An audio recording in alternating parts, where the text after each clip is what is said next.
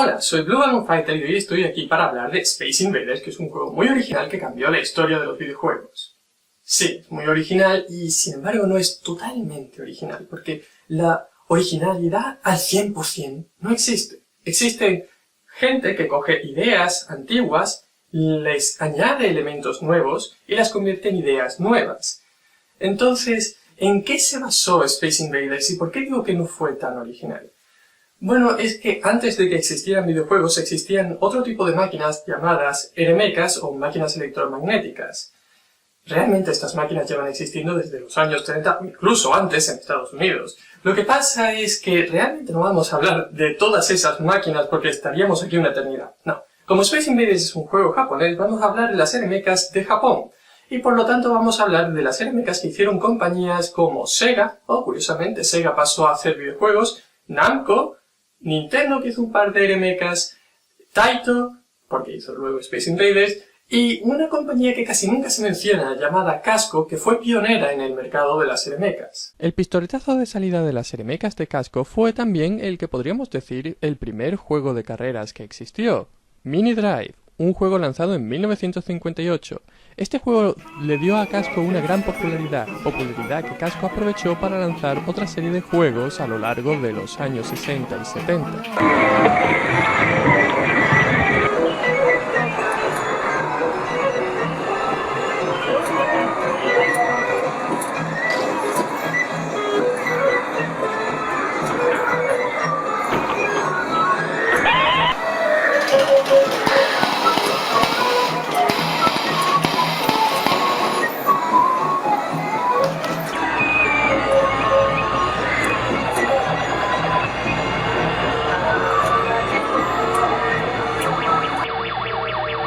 La relevancia de estas RMKs para la historia de los videojuegos fue que las RMKs propiciaron la aparición de la cultura de los llamados Game Centers, es decir, locales dedicados exclusivamente a albergar este tipo de máquinas, lo que vendría siendo como los arcades llenos de pinballs que hay en Estados Unidos de América. Aunque los pinballs están a punto de recibir competencia, porque en 1972 ocurrieron dos grandes hitos en la historia de los videojuegos. El primero fue que Magnavox lanzó la Odyssey, la primera consola de sobremesa. Y el segundo fue que Atari lanzó Pong, el cual es simplemente un refinamiento de los juegos a los que podíamos jugar en la Odyssey de Magnavox, y sin embargo estos refinamientos son muy importantes ya que hacen que el juego sea muchísimo más entretenido.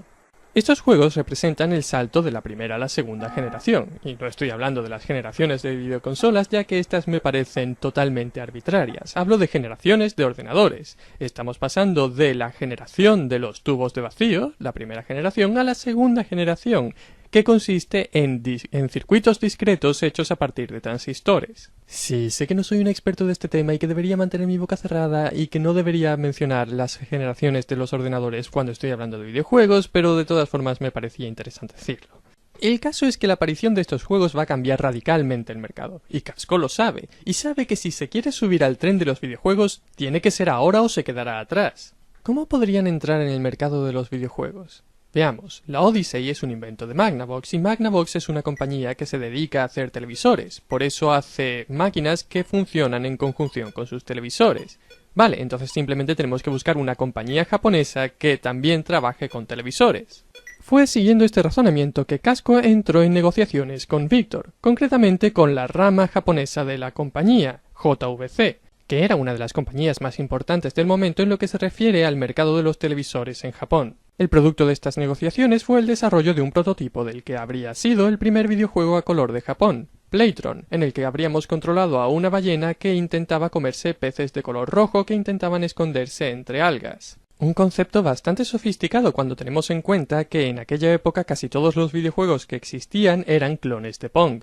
Con una idea tan imaginativa como esta, y bajo la marca de Casco, la marca más de moda en aquella época, este juego habría sido un éxito definitivamente, de no haber sido porque JVC decidió que Victor no quería entrar en el mercado de los videojuegos y terminó con las negociaciones.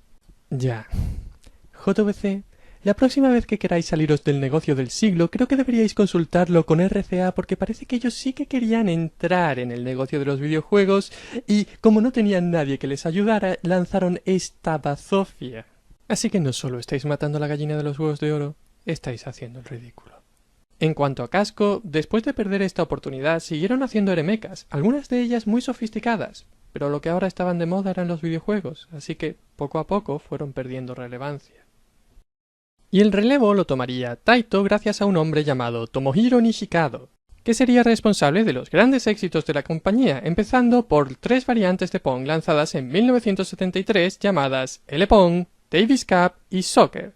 En 1974 las cosas se vuelven más interesantes con su Speed Race, uno de los primeros juegos de carreras que existió, y con una influencia bastante relevante, ya que si sois coleccionistas de juegos antiguos probablemente hayáis visto en algún momento algo parecido a esto. Aunque en el fondo esta idea no es totalmente original de Nishikado. Aunque él fue el primero en plasmarla en un videojuego, Casco ya había lanzado en 1968 una eremeca muy parecida a este concepto llamada Indy 500. No he podido encontrar un vídeo de esta eremeca en funcionamiento, pero afortunadamente Sega les plagió la idea en su Grand Prix y de esta eremeca sí que he encontrado un vídeo que es el que os muestro ahora. El concepto es el mismo que el de Speed Race, salvo porque en lugar de utilizar un televisor, una luz atravesaba un disco y este proyectaba una imagen sobre la pantalla. El siguiente juego de Tomohiro Nishikado fue Western Gun, lanzado en 1975. En este caso se trata de un juego en el que 2 jugadores interpretan el duelo entre 2 pistoleros. Puedes utilizar los cactus como escudo o hacer rebotar tus balas con las rocas. Este es el primer videojuego en el que se muestra violencia entre figuras humanas. En este caso la eremeca más parecida es la Gunfight de Sega, lanzada en 1969. Esta eremeca está basada en las pistolas de luz. Intentas que el rayo que proyecta tu pistolero alcance el de tu oponente. Por en medio están los cactus, e igual que en el videojuego, cuando les disparas, estos caen para que tu oponente no pueda volver a utilizarlos como escudo. Volviendo a los juegos de Nishikado, en 1976 se lanzó su siguiente juego, Interceptor, uno de los primeros videojuegos de disparo en primera persona. En Interceptor controlamos a un piloto de un caza que intenta derribar a los cazas enemigos. Probablemente estéis pensando, es imposible que existiera una eremeca capaz de hacer algo parecido a esto, ¿no? No subestiméis lo ingeniosa que era Casco, porque en 1969 ya habían lanzado una eremeca llamada Air Fighter que mostraba una escena prácticamente idéntica a la que mostraba Interceptor. De nuevo, la imagen del movimiento de los aviones era creada mediante una luz que atravesaba un disco giratorio en el que estaban dibujados los aviones. A esto se añadían otros efectos visuales como unas luces rojas que parpadeaban cuando el jugador disparaba la ametralladora y una bombilla roja que se encendía simulando una explosión cuando alcanzaba un avión. Desafortunadamente no podían hacer que el avión desapareciera del dibujo. En fin, volvamos de nuevo a Taito. Después de haber convertido estas eremecas en videojuegos, Nishikado empezó un nuevo proyecto, algo mucho más ambicioso que le sacaría de su zona de confort. Veréis, todos estos juegos no fueron un éxito solo en Japón, sino también en Estados Unidos de América, gracias a que habían sido localizados por una compañía llamada Midway. En concreto nos interesa la localización que Midway hizo de Western Gun, llamada Gunfight y lanzada en 1975. Como podréis ver, la versión de Midway es muy diferente a la versión original de Taito, y esto se debe a que no es simplemente una localización, sino que el juego está hecho desde cero con una placa nueva. Y a diferencia de la placa original, esta placa no está basada en un circuito discreto, sino en un circuito integrado con un microprocesador, concretamente el microprocesador Intel 8080. Nishikado, viendo la versión de Midway, pensó que su versión del juego era más divertida, y sin embargo, la idea de un juego con un microprocesador le intrigaba, así que pensó que a lo mejor él debería intentar hacer algo parecido. El problema era que él no sabía utilizar los microprocesadores, y nadie en la compañía sabía utilizar los microprocesadores. Pero no se rindió. En lugar de eso se puso a estudiar el manual del Intel 8080, y eso que el manual estaba en inglés, y ese no era un idioma que él dominara. Pero poco a poco y con dedicación conseguiría por su cuenta diseñar todas las partes del juego, exceptuando la música. Como base sobre la que trabajar, adoptó la entonces muy popular Breakout de Atari de 1976. Pensaba que era un juego muy divertido, pero que seguramente tenía que poderse hacer incluso más divertido. La idea básica le gustaba, una serie de obstáculos en la parte de arriba que tenían que ser destruidos, pero pensaba que los ladrillos no eran divertidos de destruir, así que pensó que podría ser más interesante. Lo primero que se le ocurrió fue sustituirlos por figuras humanas, pero sus jefes pensaron que eso era demasiado violento y le dijeron que no lo hiciera. Lo cual no deja de ser curioso. ¿Cómo es que esta idea con la que no tenían ningún problema en 1975 ahora de pronto no es aceptable? No lo sé, quizás en algún momento de 1976 alguien hubiera lanzado un juego muy violento que hubiera escandalizado al público, haciendo que los juegos fueran vistos con malos ojos por los políticos y la sociedad en general, pero a lo mejor es simplemente casualidad. El caso es que una vez descartada la posibilidad de utilizar a humanos como blancos, se planteó la idea de utilizar aviones. El problema es que la forma de volar de los aviones no era exactamente el tipo de movimiento que él estaba intentando poner en su juego. Así que al final se decidió utilizar alienígenas porque había oído que en Estados Unidos de América había salido una película llamada Star Wars o algo así que se había vuelto extrañamente popular. O al menos esa es la versión oficial de la historia, aunque en el fondo los alienígenas llevaban de moda mucho más tiempo, como demuestran títulos de mechas como la Invaders de Sega o la Space Monsters de la propia Taito. En cuanto al aspecto que tendrían los alienígenas de su juego, se decantó por algo más clásico. Adoptó el aspecto de los marcianos de War of the Worlds, es decir, pulpos. Y como quería añadir más variedad en los enemigos a los que nos enfrentáramos, también introdujo otros animales acuáticos como calamares o cangrejos. Es curioso cuando te paras a pensarlo, este es uno de los iconos más reconocibles de la cultura de los videojuegos, y está inspirado en este dibujo. Me resulta muy interesante ver el dibujo original porque el sprite que se puede ver en la versión final del juego tiene muy poco detalle y es difícil saber exactamente qué representa. Se supone que era un cangrejo. Aunque estrictamente hablando, los cangrejos no tienen las antenas tan largas como vemos en ese dibujo, por eso lo más parecido en el mundo real sería un Porcellanidae, es decir, un cangrejo de porcelana que, aunque está emparentado con los cangrejos, no es estrictamente hablando un cangrejo y... bueno, creo que se estoy perdiendo. Además, tampoco puede decirse que el aspecto de los alienígenas que aparecen en las cabinas se ciña al diseño original, así que ¿qué más da que estuviera inspirado en un cangrejo o en otro tipo de historia? Al final en el juego no se ve. Como ya habréis podido deducir, el juego en el que estaba trabajando Nishikado era el Space Invaders, que fue lanzado en 1978. En este panfleto publicitario también puede verse a la izquierda esa misma figura que está dibujada a ambos lados de la cabina del juego. Este panfleto nos muestra que la acción transcurre en una especie de planetoide naranja bajo un cielo estrellado de color azul. Pero eso es extraño porque el juego creo recordar que era en blanco y negro. ¿O no lo era? De hecho no. En la versión de cabina del juego podemos ver tanto el planetoide naranja como el cielo estrellado que aparecen como el escenario en el que transcurre la acción del juego. De hecho hay incluso partes del planetoide que están por delante de la pantalla de cristal y partes que están por detrás. Es más, algunos de los objetos del juego son de colores distintos, por ejemplo los ovnis son rosas y el cañón que nosotros controlamos es de color verde. Pero si este es el aspecto real del juego, ¿cómo es que la imagen mental que tenemos del mismo es en blanco y negro? Bueno, es que en aquella época los gráficos de los videojuegos funcionaban de una forma diferente. Ya en los tiempos de la Odyssey de Magnavox se había adoptado la idea de pegar un plástico semitransparente por delante de la pantalla del televisor para que los gráficos tuvieran más colorido. Esta práctica se extendió a los arcades donde se fue perfeccionando, pero en el caso de Space Invaders, el filtro que está por delante de la pantalla solo tiene dos franjas de colores, una franja de color rojo arriba para los ovnis y una franja de color verde abajo para el cañón que controlamos, así que el aspecto general es una pantalla negra con la mayoría de los personajes de color blanco, salvo por los que están muy arriba del todo y los que están muy abajo del todo. En cuanto a la luna naranja y el cielo azul que podemos ver en la versión de cabina, estos efectos son creados gracias a un sistema de lámparas y espejos que proyectan la imagen sobre la pantalla de juego. Y la razón de que normalmente no nos acordemos de la imagen del cielo y la luna es que la versión más extendida del juego no es la de cabina, sino la de mesa, que no tenía el sistema de lámparas y espejos. Y aunque parezca una tontería, es precisamente gracias a que existe la versión de mesa del juego que Space Invaders llegó a tener la popularidad que alcanzó en Japón. Veréis, en Japón existían efectivamente los Game Centers que llevaban existiendo desde que Casco inventó Mini Drive, pero a esos sitios solo iba la gente que iba directamente con intención de jugar a los videojuegos. Pero a partir de más o menos la época donde apareció Space Invaders empezaron a aparecer los arcades con forma de mesa. Estas máquinas fueron compradas por cafés y otro tipo de restaurantes y sustituyeron a las mesas normales para que los clientes pudieran jugar a videojuegos mientras esperaban que le trajeran la comida. Este tipo de local, conocido en Japón como Invaders House, se puso muy de moda en aquella época por Japón. De hecho, la popularidad del juego era tal que había gente que vaciaba sus locales de las cosas que habían tenido hasta aquel momento y los llenaba de mesas de Space Invaders para atraer al público. De hecho, la popularidad de Space Invaders llegó a tal extremo que empezó a extenderse el rumor de que estaba causando escasez de monedas de 100 yens, aunque en realidad esto no era cierto. Lo que sí que es cierto es que todo el mundo empezó a lanzar clones de Space Invaders. Nintendo lanzó el suyo, Sega lanzó el suyo... qué feo es el de Sega. Ah, no, espera, se supone que tendría que tener este aspecto. E incluso Casco lanzó el suyo. Pero, ¿qué hace que Space Invaders sea tan popular? No tiene ningún misterio, simplemente dispararle a los marcianitos. Bueno, echemos un vistazo más a fondo.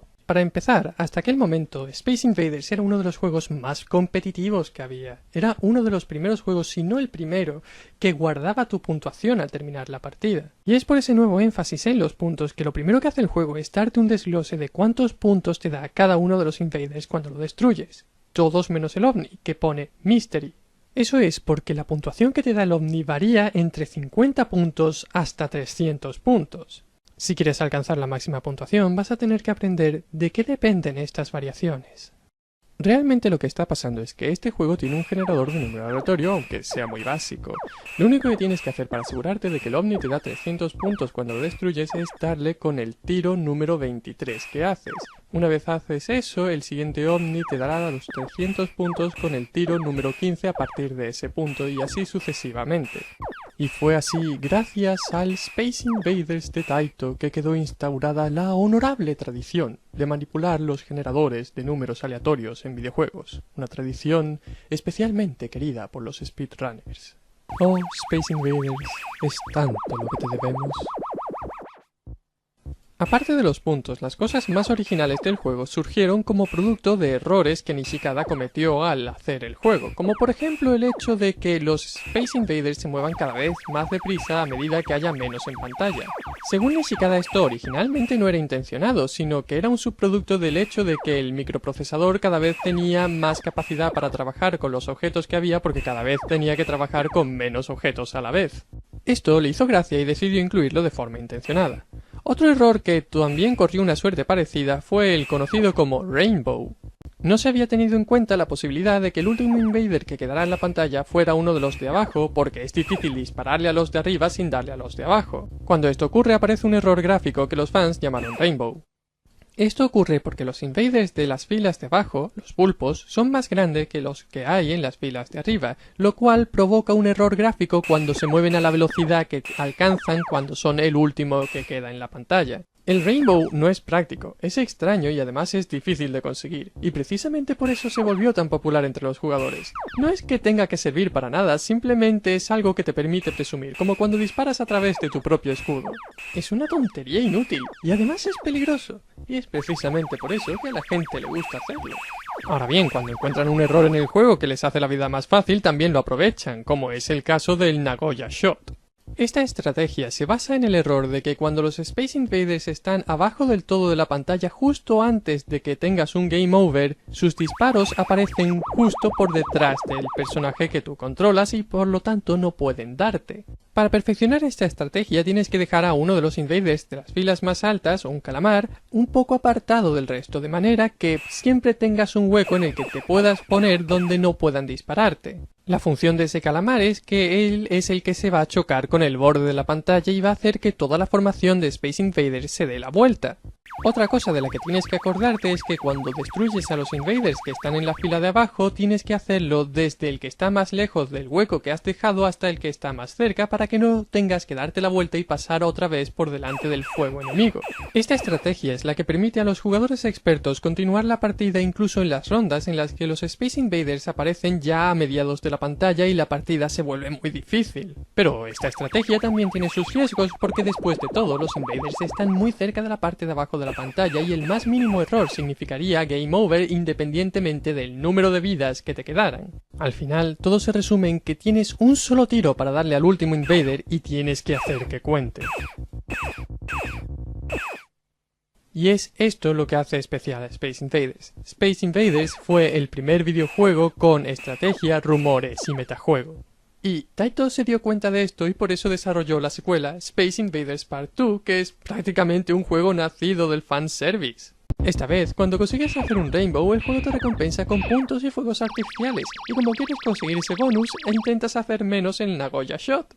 Pero, por supuesto, eso no es todo. Hagamos un repaso rápido de todos los cambios introducidos en esta secuela.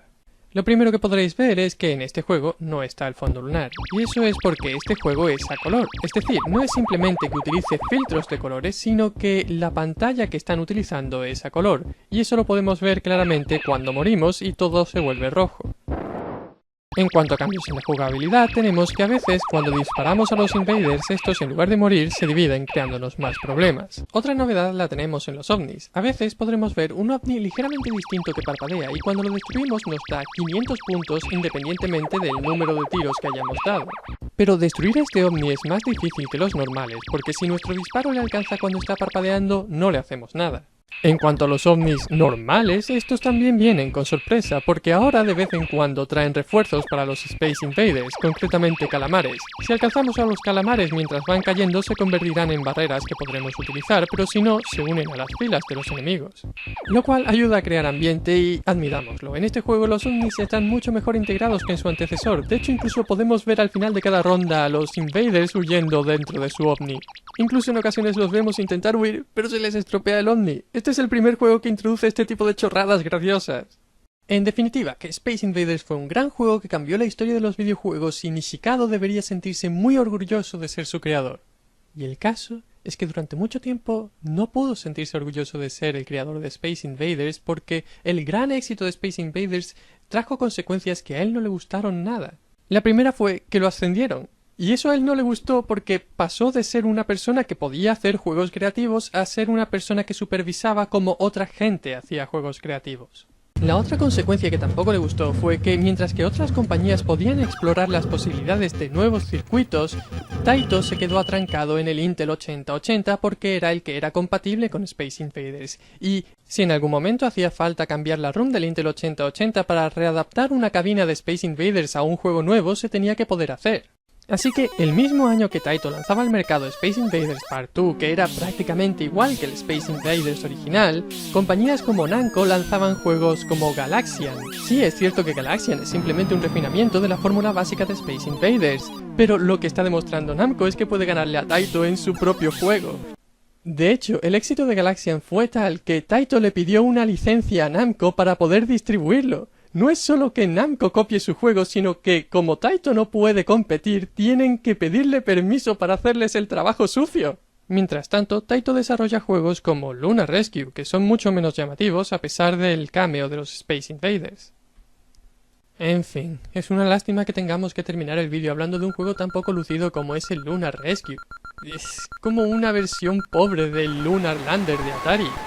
Y eso es ser muy generoso. En el Lunar Lander tienes que controlar tu velocidad de descenso. En este el aterrizaje es automático. No se me ocurre nada interesante que decir de este juego. Espera, ¿pones otra vez?